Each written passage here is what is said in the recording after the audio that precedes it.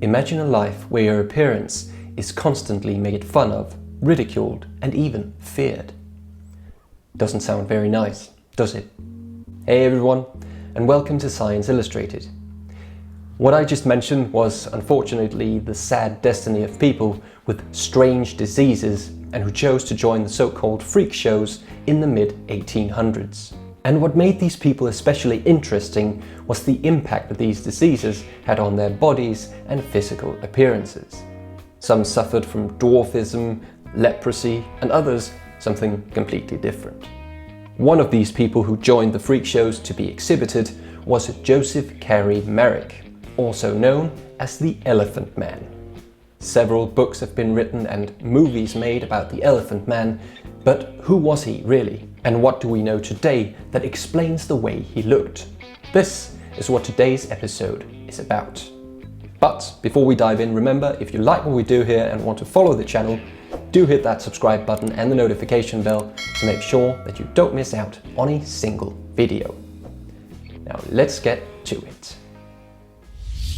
Joseph Merrick was born apparently healthy on the 5th of August 1862 in England. Or at least people thought he was healthy.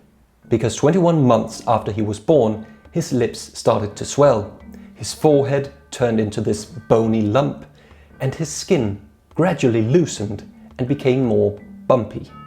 And as he grew taller, more deformities began to appear. His arms didn't grow at the same pace, his feet grew abnormally large out of proportion with the rest of his body, which Merrick's family believed was caused by an incident where his mother got scared by a stray elephant while she was pregnant with Joseph.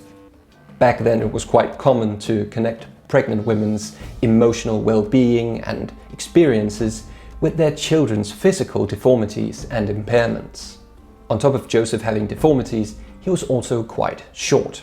Unfortunately, he was also permanently parasite on one side of his body after an accident where he injured his hip.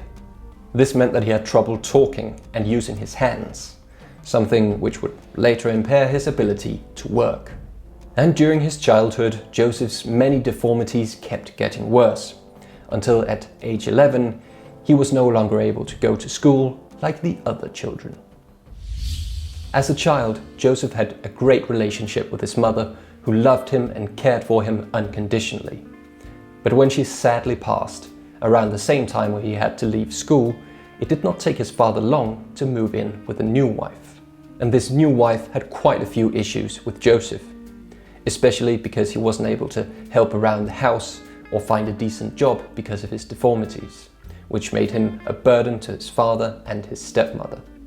And so in the end, Joseph was forced to move out. To avoid having to live on the streets, Joseph chose to take advantage of his deformities. After having lived for 4 years in the Leicester Union Workhouse, which was a place for people incapable of supporting themselves, he sought out a traveling show. The year was 1884, and circuses that exhibited so-called freaks were very common in Europe. Every kind of abnormality was displayed, and Joseph quickly got the byname the Elephant Man. Half man, half elephant.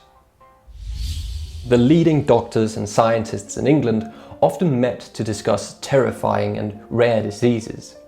And because Joseph was becoming known as the Elephant Man, he started getting the attention of these doctors and scientists who were very interested in his condition. One of these doctors was the surgeon Frederick Treves, who offered Joseph private consultations and examinations.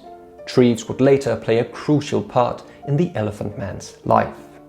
But as I mentioned, Joseph got known as the Elephant Man as part of this circus exhibition, and the show quickly became a success.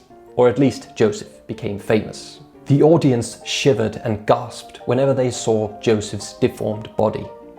Children were banned from the show and women fainted when the curtain was pulled aside and Joseph was revealed.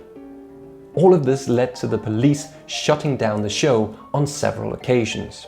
It also meant that Joseph's manager chose to send him on a tour of Europe in hopes that the police in the other European countries would be nicer than the British police. However, things weren't exactly better in the other European countries. Just like in England, the authorities weren't exactly thrilled about the commotion whenever the Elephant Man was in town. And actually it resulted in Joseph's new manager stealing Joseph's savings and leaving him in Brussels. After a long and exhausting trip, Joseph did manage to find his way back to England, where he once again met the surgeon Frederick Treves, who took him in and had him admitted to the Royal London Hospital. Joseph Merrick spent the next 4 years at the Royal London Hospital, where he and Frederick Treves became close friends.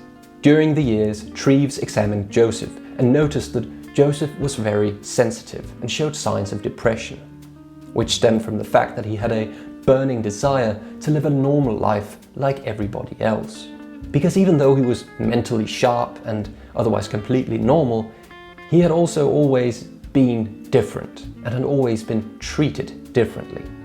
Occasionally, Treves would bring Joseph on outings to experience how normal people lived. Treves also helped Joseph fulfill a lifelong dream of experiencing a play at the theatre. These excursions and experiences very much helped improve Joseph's quality of life the years he stayed at the hospital. However, Joseph's time at the hospital wasn't only filled with happy moments and great experiences, because during this time, his deformities also gradually got worse.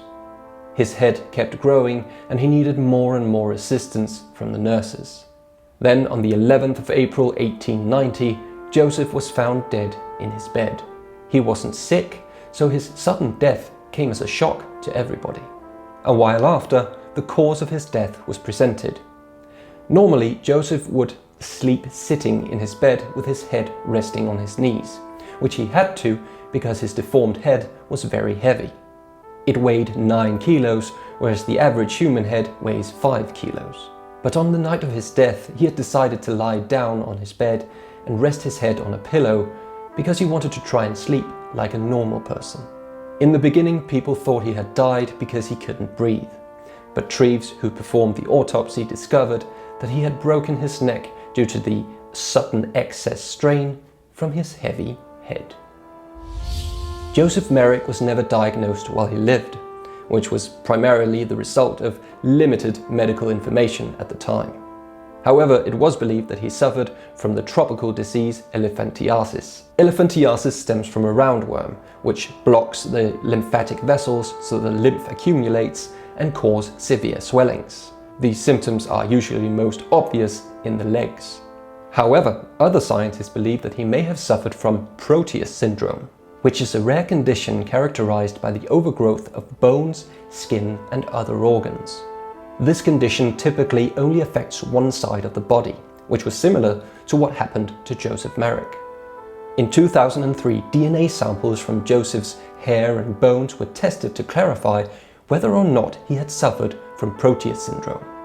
However, the test wasn't 100% conclusive, so even though we have a pretty good idea of what he suffered from, we still don't know for sure why the Elephant Man looked the way he did. Right, that's the story of the Elephant Man, Joseph Carey Merrick. A man whose deformed body made it impossible for him to live a normal life. I really hope you liked the video, even if it was a bit sad. If you did, hit the like button and of course hit the subscribe button and the notification bell as well to follow the channel. Thank you as always so much for watching. I'll see you next time.